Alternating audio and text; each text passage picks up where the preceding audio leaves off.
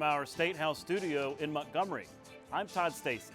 Welcome to Capitol Journal. It was a special week here in the state of Alabama as Birmingham's Rickwood Field played host to Major League Baseball's tribute to the Negro Leagues. The historic landmark saw special events throughout the week, culminating in Thursday's big league game between the San Francisco Giants and the St. Louis Cardinals. Those who actually played in the Negro Leagues were honored on the field for their contributions to the game of baseball and society at large. Plans were to honor the great Willie Mays, the legendary Alabama native who began his career with the Birmingham Black Barons there at Rickwood Field and went on to become one of baseball's all-time greats. But Mays passed away this week at the age of 93, which led to an outpouring of gratitude from the baseball world, especially there in Birmingham. And there you see Governor Kay Ivey and Senator Katie Britt were on hand for the occasion. It really was a special moment for Alabama. If you missed the game and the tribute, I encourage you to find it online and give it a watch. Of course, the tribute game coincided with the celebration of Juneteenth. June 19th, 1865 is the date many associate with the effective end of slavery in the United States, as that's the day word of emancipation finally reached Galveston, Texas. The capital city was host to some special Juneteenth events. Capitol Journal's Randy Scott reports. Montgomery, Alabama is the scene for a major celebration honoring the Juneteenth holiday. June 19th observed when slaves in Texas finally got word they were freed from slavery on June 19th, 1865, and finally recognized as free people. For the first time in 1870, when they could put their name and have it recognized by the United States government, and the names are on the wall. And many of us carry these names today. But I want you to think about and remember at this dedication family and hope and love.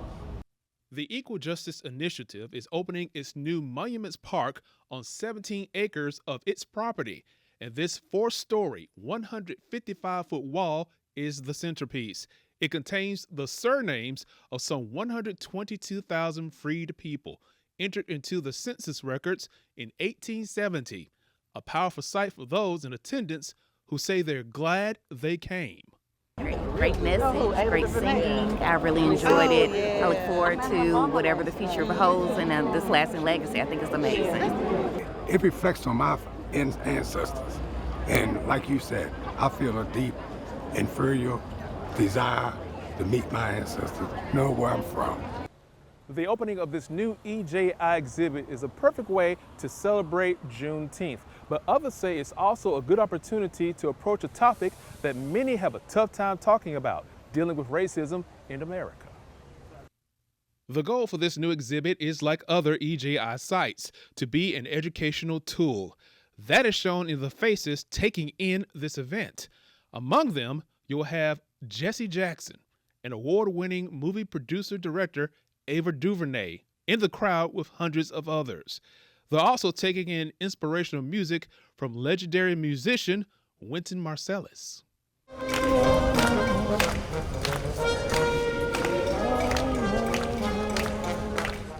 We've been working for a long time to create a space that honestly and appropriately honors the 10 million people who were enslaved in this country. I really think it's important that we reckon more honestly with the history of slavery and the legacy that it creates. Telling a history that helps people heal and learn more. There's some that don't want people to know the history. They're actually trying to silence those who talk about it. I think we need to do the opposite, and we don't need to fear the truth of our history. I think if we actually embrace the truth of our history, the truth will actually set us free.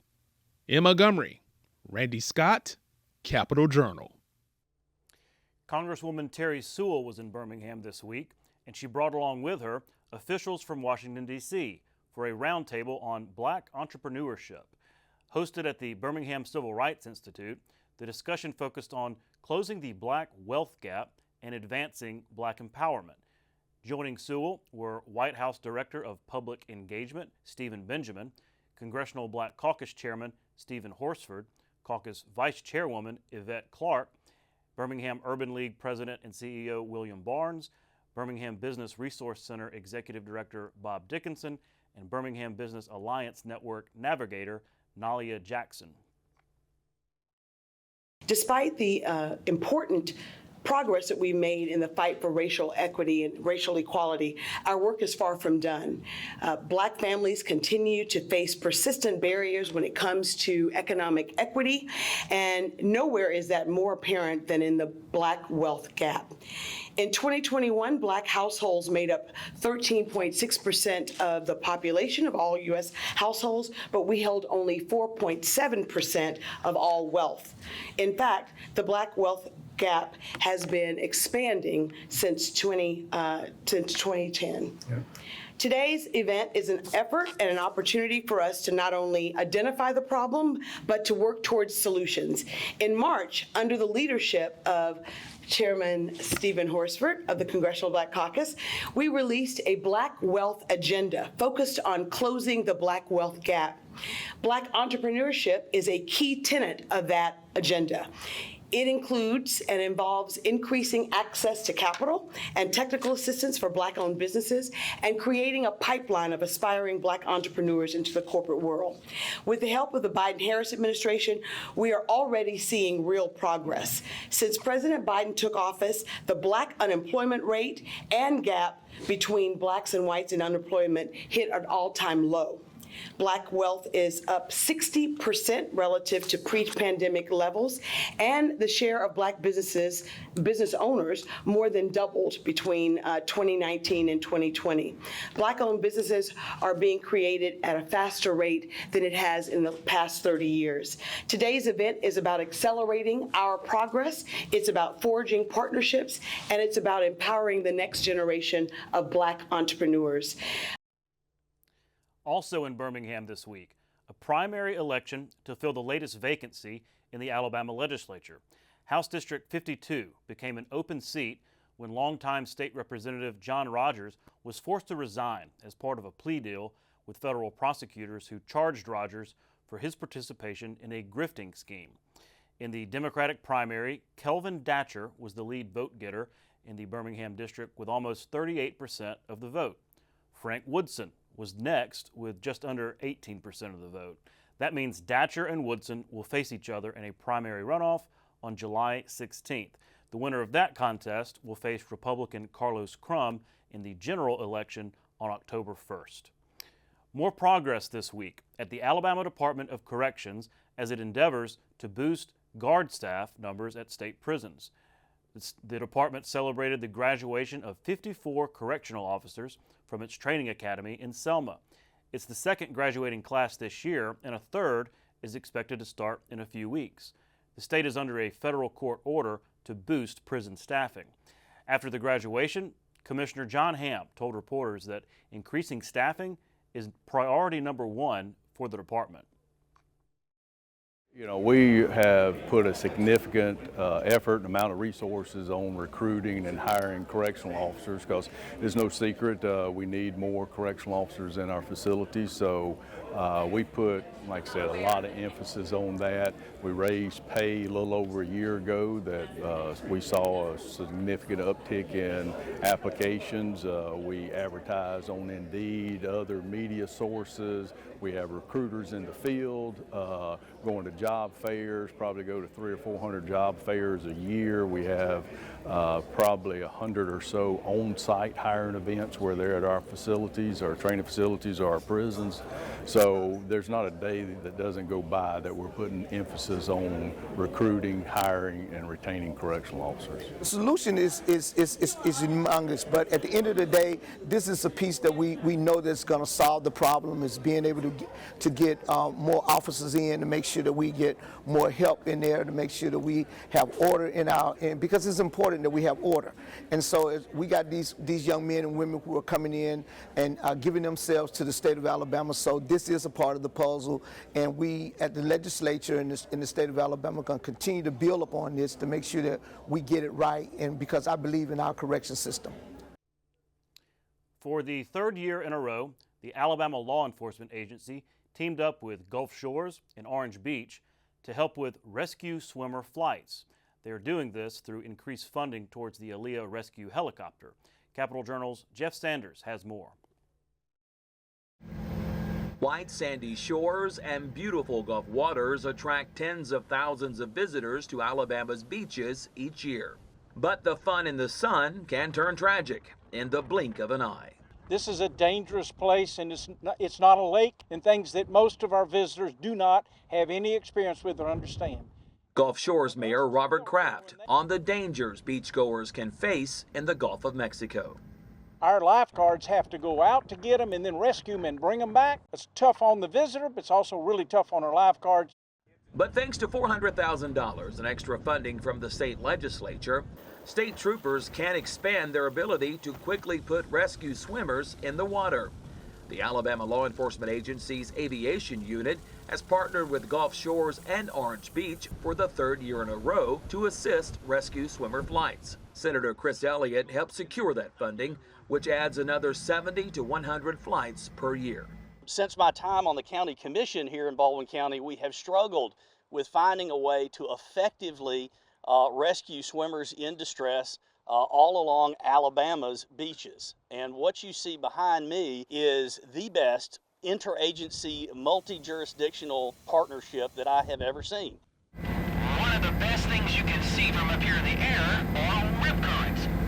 They're extremely dangerous and much more visible from the helicopter than they are from the beach. The helicopter does so much more than just rescue swimmers. It's a observation platform for lifeguards from the air to where we can monitor the swimming activity and what people are doing in the water. So there's been so many preventative actions that almost go unaccounted for, just the helicopter being there and being a presence and available as part of our arsenal. And if the added flights can save at least one life, officials say it's worth all the effort. Reporting from Gulf Shores, I'm Jeff Sanders for Capital Journal. Tough assignment for Jeff there.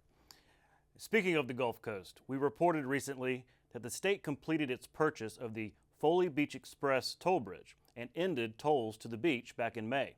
This week, crews took to work to demolish the toll booth plaza for good. Here's that footage from the Alabama Department of Transportation.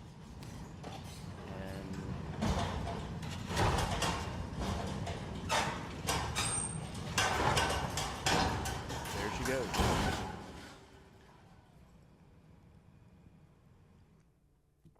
We'll be right back with this week's guests. You can watch past episodes of Capital Journal online at video.aptv.org. Capital Journal episodes are also available on APTV's free mobile app. You can also connect with Capital Journal and link to past episodes on Capital Journal's Facebook page. And you can listen to past episodes of Capital Journal when you're driving or on the go with Capital Journal podcasts. Keep up with what's happening with Capital Journal.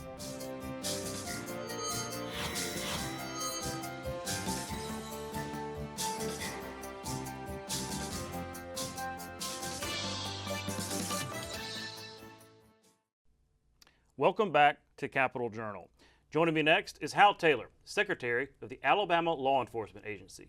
Mr. Secretary, thanks for coming on the show. Thanks for having me, Todd. I really appreciate the opportunity. Sure. Well, lots to talk about, but I'll start off with this. I wanted to have you on the show because here we are just in the thick of summer driving season. I just took a trip to a conference over the weekend, and there are just many, many cars on the road. I know that must be a special challenge for your trooper division and just patrolling, keeping the roads safe. So talk about what goes into that special challenge of this summer driving season. Yeah, so several things with that, but mainly what we do, we usually have extra patrol, but what we ask people to do is have patience, because there's so much traffic, as you said, on the road, a lot going to the beaches, and there's nowhere to go, so trying to go around somebody and not having the space to go, and then next thing you know, they're blowing the horn and you've aggravated somebody, and we just ask them to have patience out there. Mm-hmm. And if they do break down, anything at all, get as far as you can off the right side of the road and call for help, and then we'll come out there or send the local police out there or a wrecker or whatever's needed. And then the main thing is, and try to move over. The law is, if there's an emergency vehicle or somebody on the side of the road, that you're to get over in the far left lane. If you can't, then the law says slow down 15 miles lower than the posted speed limit. There's so many people out there that are changing tires and working on their cars or whatever happened, you know, to their vehicle, and they have no room, and people are just right there, and they're not slowing down enough to let other people over to get in the left lane. And we're having a lot of problems with people getting hit, cars getting hit. We've had, you know, fire trucks or different things show up for emergency situations, and then some of their personnel get hit because people are not slowing down long enough to let those people do their job.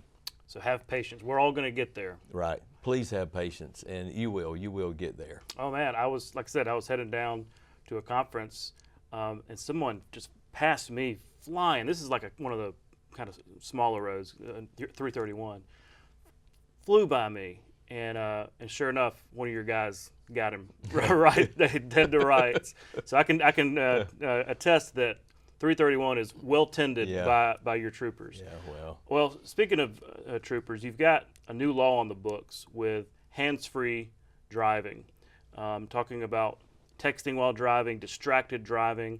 The law had been a little vague maybe before, but the legislature wanted to clarify it now. So what do we need to know about the new law and texting while driving and distracted driving? So, first of all, now it's not a secondary violation. If a trooper or police officer sees you weaving back and forth, running off the road, not using your turn signal, anything at all that you look impaired or possibly not paying attention to the road and you're back and forth or anything at all, you can be stopped now. And if you have that device in your hand, then you're going to be written a ticket. Okay. Well, that's pretty specific rather than, oh, well, I wasn't texting, I was looking at something else. So any kind of distracted driving. Correct. Yeah. Well. And the problem is a lot of people, they are looking at a GPS and they're trying to figure out where they're going. Most cars now have hands-free where you don't have to have your device in your hand. Right. And that's what was happening. So put it in a hands-free or put it somewhere else where you don't have to have it in your hand and pay attention to the road. I'm guessing that a lot of accidents are caused by that distracted, oh, I just needed to send that text, I needed to watch this tweet or whatever, and that's just unnecessary. And back to pulling off to the right side of the road and people getting over, we think that a lot of the accidents that happen when they are like that is people who are looking down and are distracted. They don't see the road. They don't see the road. They don't is. see what's ahead. They're not paying attention. They're just not paying attention. Well, it's good advice and good awareness that, hey, the law has been beefed up, so be careful. Speaking of vacation season and speaking of the beach, we reported earlier on this rescue swimmer program that's really been accelerated. Talk about this. This seems like a real interesting thing that y'all are doing, actually trying to protect swimmers on the Gulf Coast. Yes. So several years ago, we were asked to come down and fly our helicopter on holidays when most people are at the beach and the busiest time of the year and swimmers are out there, and to be out there in case they get too far out, and we could come down and lower down and either throw a life jacket or one of a rescue swimmer jump out of the helicopter and help save them or get them in or bring them closer or whatever the case may be. So a couple of years ago, we were only doing it on the holidays, Memorial Day, 4th of July, and Labor Day. And some of those days, the undertow and the rip current was fine, and we didn't have any problems at all. So we reevaluated that, and between Baldwin County and Gulf Shores and Orange Beach, they said, can you come down and fly on days that the rip current and the undertow is the worst? That's when we need you down here, which makes sense. So we started meeting with the meteorologists, and they can predict this 3 to 5 days out when it's going to be the worst times. Oh, really? So what we're doing now is flying on those days, not just the holidays, but on the days when it is the worst. So we fly from Fort Morgan all the way down through Gulf Shores to Orange Beach, right on the Alabama line, and then turn and come back and fly all day back and forth. We have radio communication with Baldwin County, with Orange Beach, and Gulf Shores. And if they're on the beach and see something, then they can call us, and the helicopter will come and lower down and have a rescue swimmer jump out. Wow. So those rip currents are what you're looking for, and sometimes as swimmers they don't really know that they're in one, maybe because you can't. But from the air you can really see it. Right. That's correct. They get out there and they've gone a little too far, and they think they're okay, and they're playing and with their kids or their family, and next thing you know they're way out, and they don't have a life jacket on, and they can't touch, and they're too far out, and that's when they need the help. Interesting. Well, that's a relief to know that there's rescue available, but also should be reminder to use caution. You pay attention to those red flags and things like that. Well, other waters in our state, the lakes, people love to get out on the boat on the lakes over the summer, but I mean that's also got to be a challenge to patrol the waters. Trying to crack down on drinking and driving a boat and things like that. Talk about what goes into the Marine Patrol Division, and especially in these summer months of high boat traffic. So what we start off is we have 101 days of summer, and we start with Memorial Day and go through Labor Day. Of course, the Marine Patrol there's more in the waters in the summertime, of course, because there's just not as much activity in the wintertime. But we stop more boats, and we're out there to be seen, and there's so many boats on the lake now that you have really got to pay attention to what you're doing. And I tell people all the time, you don't have a red light or yellow lines or stop signs, but you need to drive just like you would if you were on the highway. Pay attention, have the same alertness and awareness that you would if you're on the road, on the water, because it's just as dangerous. Make sure you have that personal flotation device on, and one you can put your hand on real quick. Have that kill switch on. Be sure you're paying attention and watching what the other boaters are doing so that you know whether to go right or go left. Hopefully you go right and they go right. But if not, then you pay attention and you go right and take care of your boat and your family. Almost like a defensive driving, what they used to call. Correct. Right. Yeah. That's right. That's good advice. Makes me want to go to the lake. Well, while I've got you, I just remember back when you first came on as secretary, and one of your sort of goals was to replenish the trooper ranks, right? Make sure to recruit, train, graduate from the academy, and get the trooper ranks back up to where they should be. And it's been several years now, and I don't know exactly what the number is, but how's that going? I know that y'all recently graduated another class of troopers. We did, Todd. Last Friday we graduated 25, and we will have another class start in August and graduate in November. So we're getting the numbers up to where they need to be. My number when I first got here in 17 was 650 is what I would like to have, and that would put someone in each county 24 hours a day, 7 days a week. We're not quite to that number, but hopefully one day we'll get there. The legislature and the governor's office has been really good to us to give us money to hire the ones that we have now, and we've really come a long way and have a lot of visibility out there and a lot of troopers on the roadway.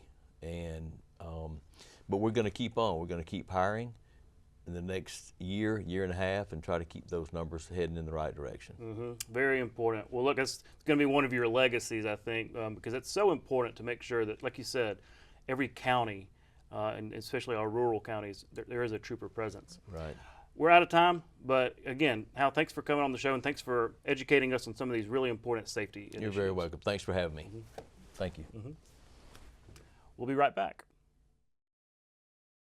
You can watch past episodes of Capitol Journal online anytime at Alabama Public Television's website, aptv.org. Click on the Online Video tab on the main page. You can also connect with Capitol Journal and link to past episodes on Capitol Journal's Facebook page.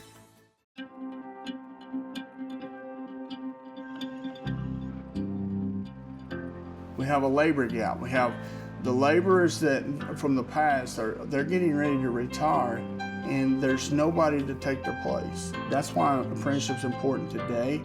It's because if we don't do that, these contractors are already hurting to find qualified people to work for them. And it's only going to get worse as these men retire. It's really critical at this point that we get some trained craftsmen out there. And it's not just in electrical, it's in every field. Tony is my instructor in the apprenticeship program. He was my teacher at Allen Thornton. I've done the first 2 years in the apprenticeship program while I was in high school, and then I'm finishing the last 2 while I'm at high school. I'm Mitchell Talbot, and I'm currently an electrician. My dad always done it, and I always wanted to do the same thing he did. My 11th grade year in the apprenticeship program, I did like the core classes. The second year, teach about like bending conduit, like running stuff, and the third year is like more into like mechanical. My name's Tony Brown, and I work at Allen Thornton Career Technical Center where I teach electricity. With me teaching the kids during the day and on the high school level, like Mitchell Talbot, he completed his first year with me in high school. So when he graduated high school and went into work, he actually started at second year level. I went to high school at 7 o'clock in the morning, got out at 11:45, and I went to work from 11:45 to 2:30, and I went to class, the apprenticeship program at 5, and then we didn't leave there until about 8 o'clock at night. It's basically, you get paid to work and go to school at the same time and learn what you're doing for your trade. They can graduate already with 1 year of apprenticeship under their belt. That's what you need to look at if you're looking to start. You really need to get the local career tech involved in it and see if you can't work out a deal to where they can get credit for the work that they done in high school.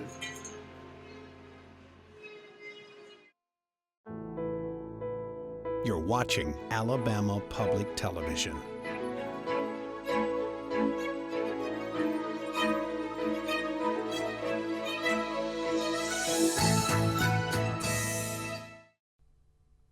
Welcome back to Capitol Journal.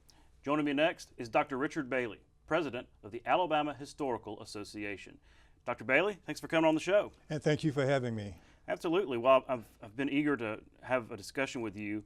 We've this week we're celebrating Juneteenth. Yes. Randy did a great report earlier in the show, but I want to have you on to take us, into the history behind the holiday. Well, first of all, let us go back to Galveston, Texas, June 18, 1865.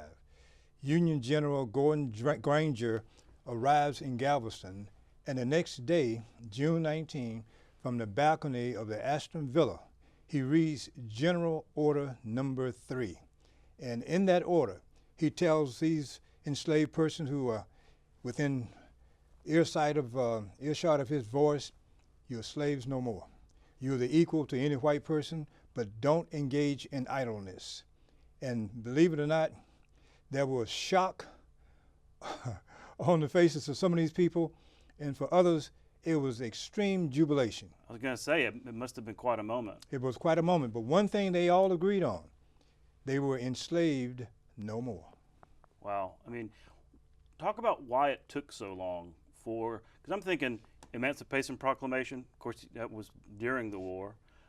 You also had the 13th Amendment. So what took it so long to make it to June 19th, 1865, all the way over into Texas? Yes.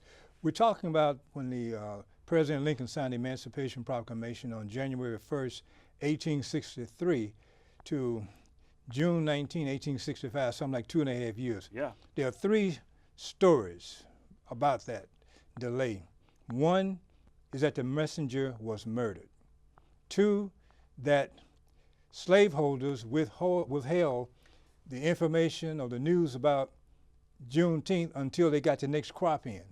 And even worse, there's a story that Union soldiers, shall we say, agreed with planters to withhold that story from enslaved persons so they can get another crop out. Really? So some people may have known, the slave owners, the plantation owners knew, but they were careful not to let that information get out to the enslaved people. That is correct, yes. Wow, that's really something. It seems to me that this holiday has really grown in popularity because, just growing up, I didn't really remember this being necessarily celebrated or it having a huge kind of national significance. Talk about how it has developed in recent years to where it really is celebrated nationally.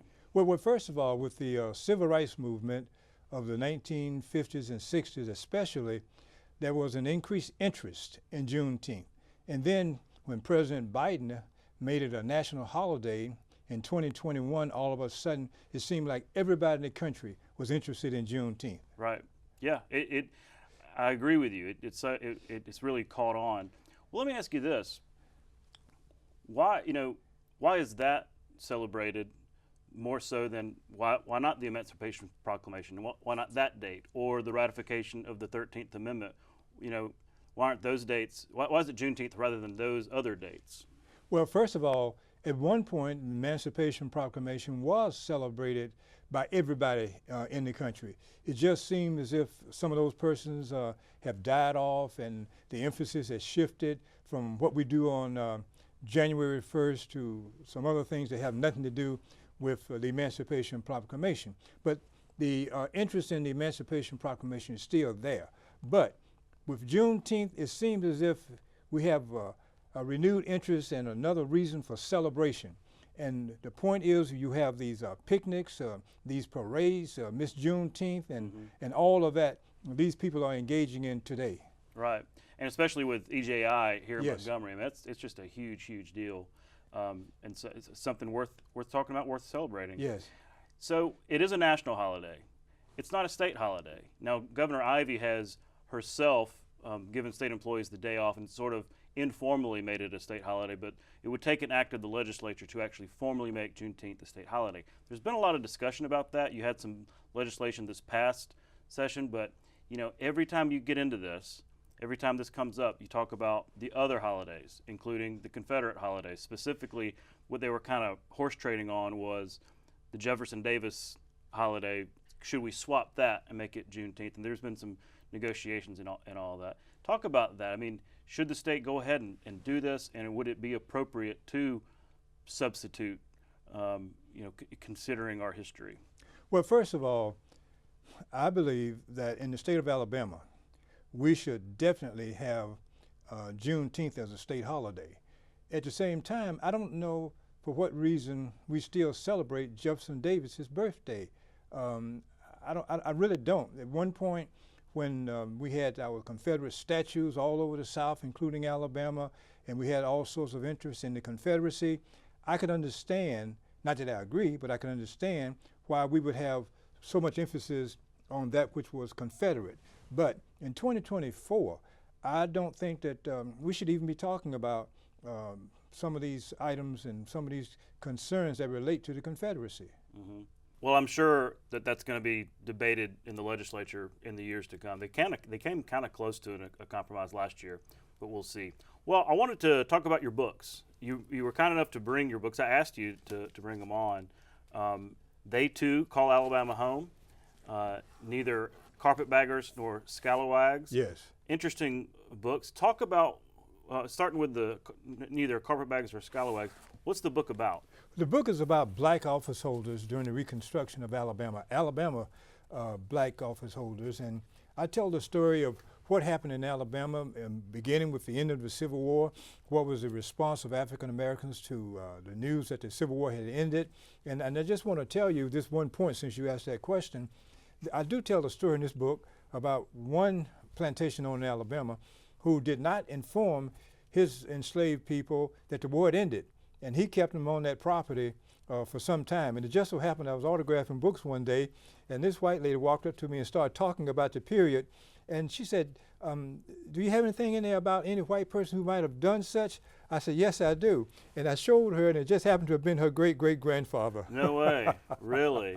Oh, that must have blown her mind. Right, but I deal with the background of these office holders in Alabama who became congressmen, who became legislators, council persons, county commissioners, you name it. I talk about them and their background and what happened. In other words, what was responsible for the disappearance of those black office holders in Alabama. That's an interesting story. Mm-hmm. Yeah, because that was during the Reconstruction period. It sort of preceded what became Jim Crow.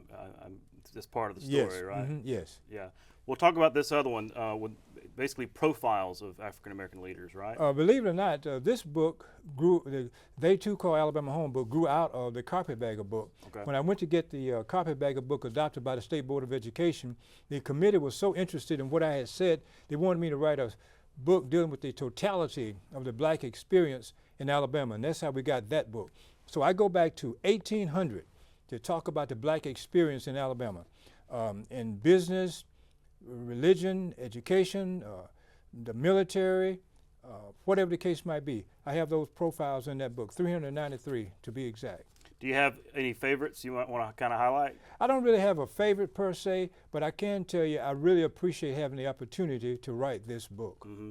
I've heard you talk about Horace King and the influence that he had here in the state of Alabama, including his partnership with Daniel Pratt. Can you kind of walk through or tell us about who Horace King is and his significance here in Montgomery?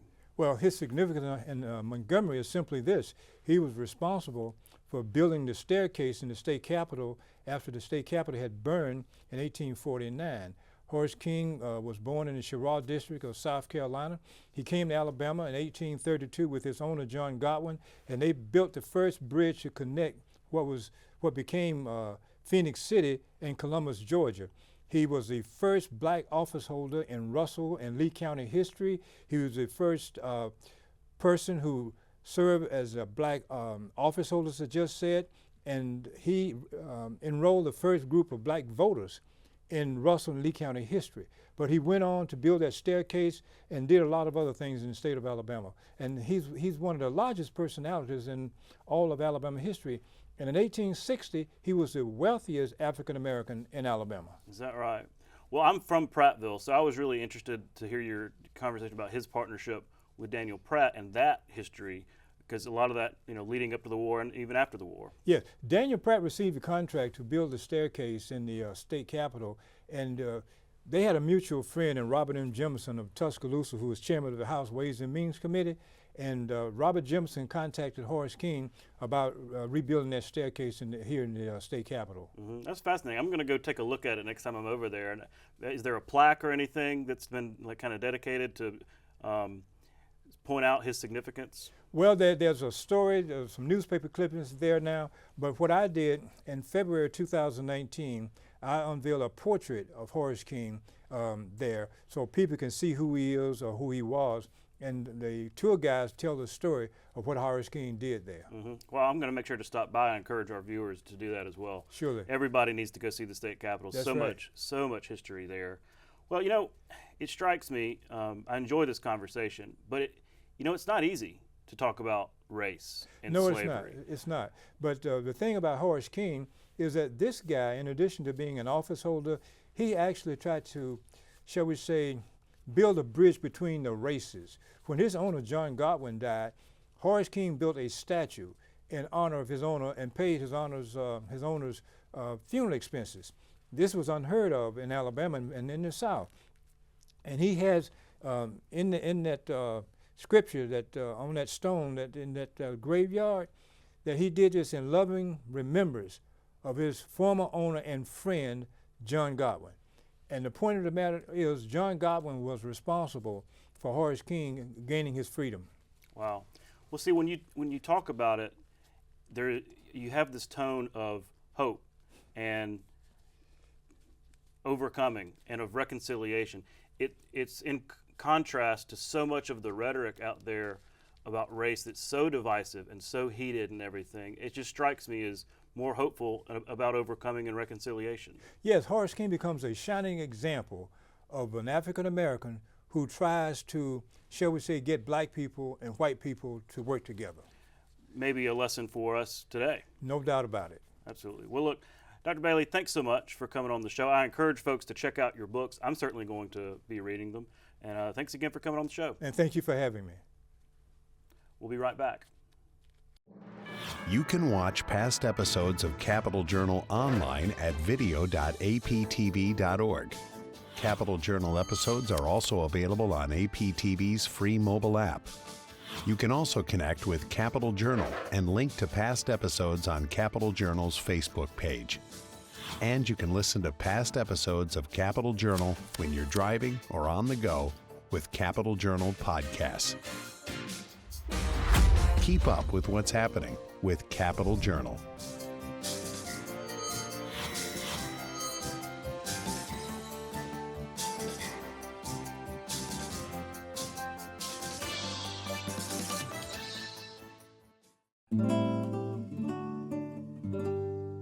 Horace King was the most respected bridge builder in the Southeast during the mid-19th century, enslaved until 1846. By 1860, King was one of the wealthiest free blacks in the state. An exceptional engineer and contractor, Alabama hired King to design and build the elegant staircases on the new Capitol building in Montgomery. He later served as a member of the Alabama House of Representatives, earning him a legendary status to this day.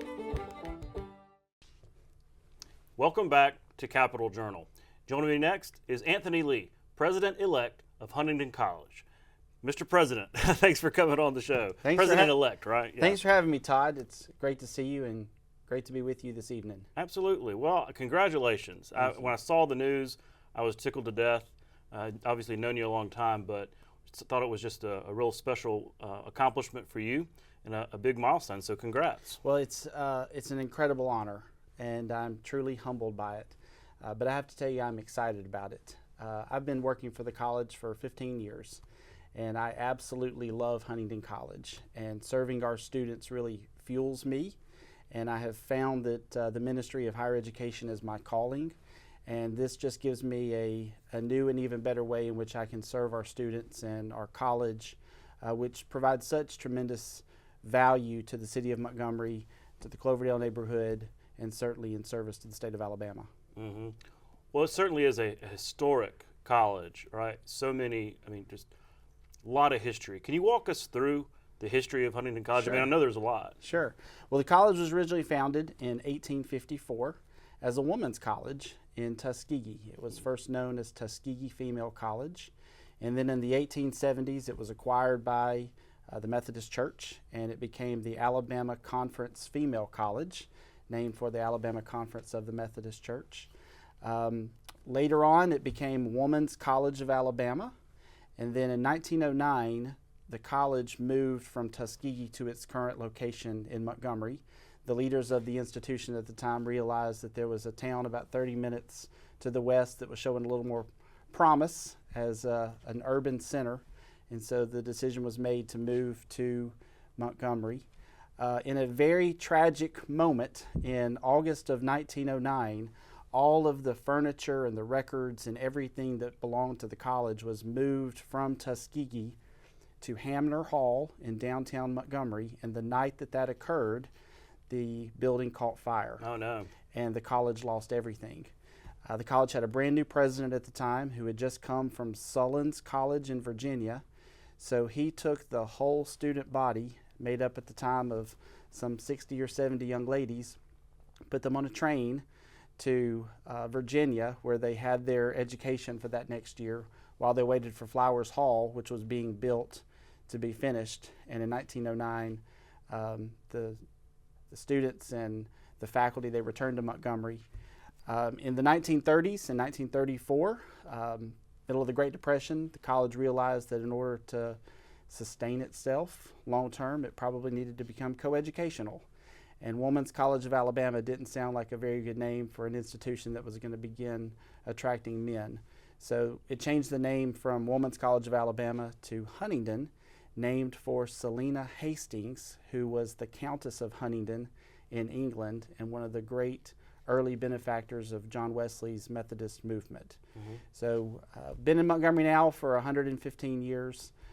It is a historic place. We celebrate our Gothic collegiate architecture. We have 7,000 living alumni, many of whom are sprinkled across the state of Alabama. We have alumni in all 67 counties. I was going to say some pretty prominent names, too. We do have some prominent names. Certainly Catherine Tucker Wyndham, the author of 13 Alabama Ghosts and Jeffrey, who a storybook that most of us read as elementary school students. She graduated from Huntingdon in 1939. Jeff Sessions, our former senator and former attorney general, was a member of the class of 1969. He was president of the student body at the college. Met his wife at Huntingdon. Fun fact about Huntingdon, Todd, 1 out of 7 Huntingdon alumni are married to another Huntingdon alum. Is that right? So I always tell students during opening convocation to open your eyes. Love is in the air. You might find Mr. or Mrs. Wright at Huntingdon College. Well, yeah, that's good advice. Any young folks listening, maybe that's a good. It's a good marketing tool. Absolutely, yeah, that's great.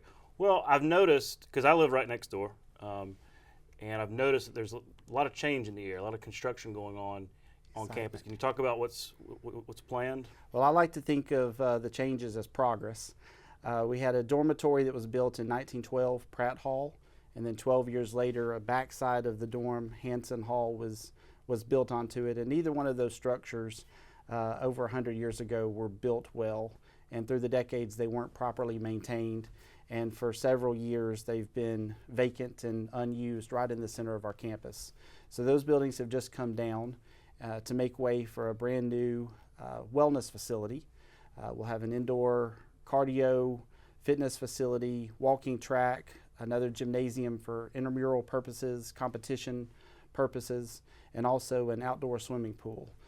Things that many of our students see at other campuses when they do the college tours as high school students, and something that we feel that we need to provide that central fitness space for our student body, which, just like most colleges, our students are very interested in their health and wellness, their physical fitness, their mental health, their spiritual health, their academic health, and certainly having a space where they can go and work out and be amongst friends is important to building community as well. Well, hasn't there been a bigger emphasis on athletics in recent years at Huntingdon? Well, Huntingdon is a NCAA Division III college. Division III is different from 1 and 2 in that we don't offer athletic scholarships, but we do have 22 athletic teams at Huntingdon.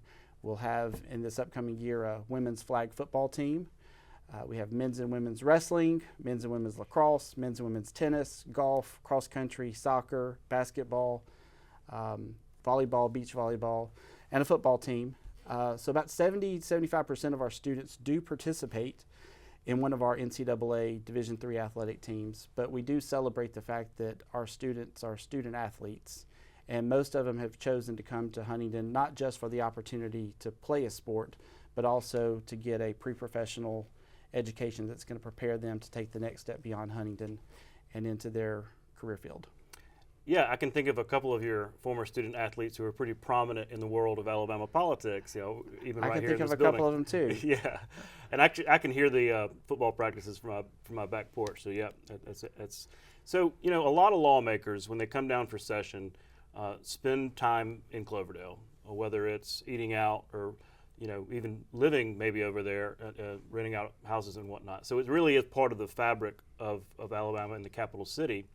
So talk about that. It seems to me that y'all have been expanding your footprint in Cloverdale as that neighborhood really tries to revitalize itself. Talk about that goal. Sure.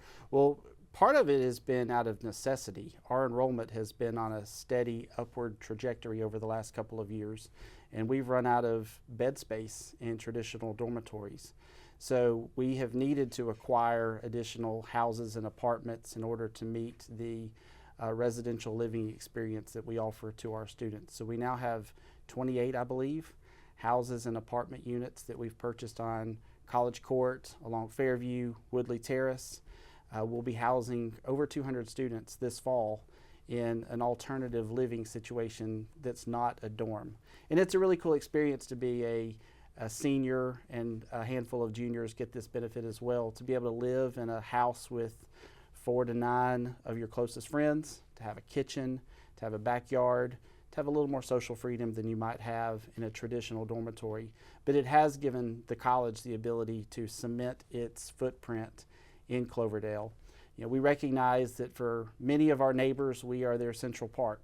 There's a 12-acre green in the center of campus, and if I walk outside of my office, I'm probably going to run into at least one neighbor that's walking through campus, jogging through campus, walking their dog through campus. We do celebrate the fact that our neighbors feel at home at Huntingdon, and many of them are very supportive of the institution because we are their institution in their backyard. Absolutely. I remember walking my dog Toby across campus during COVID, when it was empty but very beautiful. Sure. And everything. Look, while I've got you, you're the incoming president of a private institution. Like you said, trajectory on enrollment's going up. That sounds like a great success story. But we're coming off the tragic news of Birmingham Southern. And it just, I don't know anybody that wasn't disappointed with what happened. You can argue about the different factors and everything, but the fact is they're closing, and it's a real big disappointment. Talk about the challenges that private institutions like yours face, maybe that are unique to private rather than state-funded colleges, and how you go about avoiding catastrophes like that. Sure. Well, anybody that loves private colleges grieves whenever a private college closes. And you and I and probably every person that's watching this show has been positively impacted by somebody who went to Birmingham Southern. And it has value to their alumni, tremendous value to their students. And I've been able to tell several Birmingham Southern friends in recent months that as long as Birmingham Southern people are still living and taking breath, that their institution is going to be continuing to serve the world because of the lives of service that BSC alumni contribute to the communities across Alabama and around the world. It is important, though, for a private college, just like a public college, to live within its means, for revenues to equal expenses. It's one of the reasons why it's been so important for our enrollment to grow, is because we are a tuition-driven institution. Probably 80% of our revenue comes from tuition, room, and board. So without students, we would have to make some difficult cuts in programming and campus operations. That other 10%, other 20%, about 10% of it comes from contributions. So it's very important for private colleges to leverage the network of contacts and friends and alumni of the college to regularly show support for the institution. We've been successful in doing that. We do get some state funding for our students. The Alabama Student Grant provides about $2,000 per year per Alabama student going to a private college in Alabama, which is a fraction of what the state is providing to Alabama students that are going to Alabama public colleges. But that is a critical piece of the equation to help our students meet the cost of private higher education. Mm-hmm. There is a misconception out there that private higher education is only for elite students. It's only for wealthy students. But over 40% of Alabama students at Huntingdon are receiving Pell Grants.